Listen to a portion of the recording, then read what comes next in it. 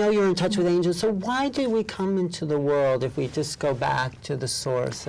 And well, we all come from heaven. That's Right. the way I explain it. And Right. we're that tiny little speck of light.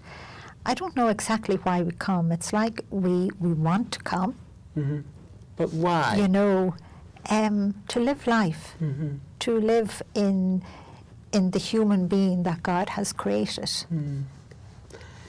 And what does that do for our soul? It gives a great joy. But You know, your soul is very, very beautiful. You know, an angel is only a creature created by God. so an angel doesn't have a soul. No, It doesn't. no, an angel doesn't have, and that's why I have to smile. That is one reason why your guardian angel is the gatekeeper of your soul, and that's another reason why your guardian angel never leaves you for 1 second. But let me see, if an angel doesn't have a soul, yet They're a creature. They're a creature. But I don't know what. I know that's hard to Yeah, but explain. I'm just trying to get what soul means. Then it means. A soul means that each soul is that little speck of light of God. You are actually that little portion, and that's why we have, what would you say, all the abilities that we don't realize that we have. We've just to grow that bit more spiritually. Do angels ever incarnate into bodies, and if then would they have a soul? Do angels- Elijah, what was his? Do angels ever Angel- incarnate? And you talk about Elijah. I talked about Elijah. It's just extremely rare. That angels incarnate as humans. That it's not that they incarnate, it is that an angel dwells in the soul of a human. As a human, but they merge. Is that what It's you? like, merge. Maybe that's the way you would understand. But I Elijah- would say dwell. I would say dwell within the soul of the human. So that is what happened to Elijah. And when Elijah died, it is as if God never separated them. Elijah and the soul are still merged together.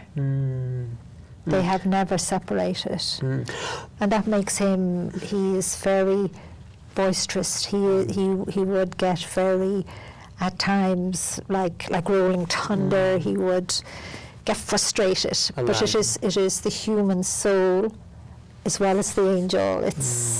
It's hard to describe. Are there souls on other planets, other beings, extraterrestrials? I have to smile at that, and I would say, of course there is, whatever you want to call them. You know, there is life on other planets. You know, God, or whatever you want to call God, the Creator. Right. He has made all of this, and we're not the only ones. But it's like he chose, you know, some, let's say, humans to put a soul into, to give a human a soul, to make us his children, you know, to make us special. And we are very special. And I know there is somewhere else where he has done that. And they're ahead of us. There's some other races ahead of us. You know. They've already achieved what we are hoping to achieve.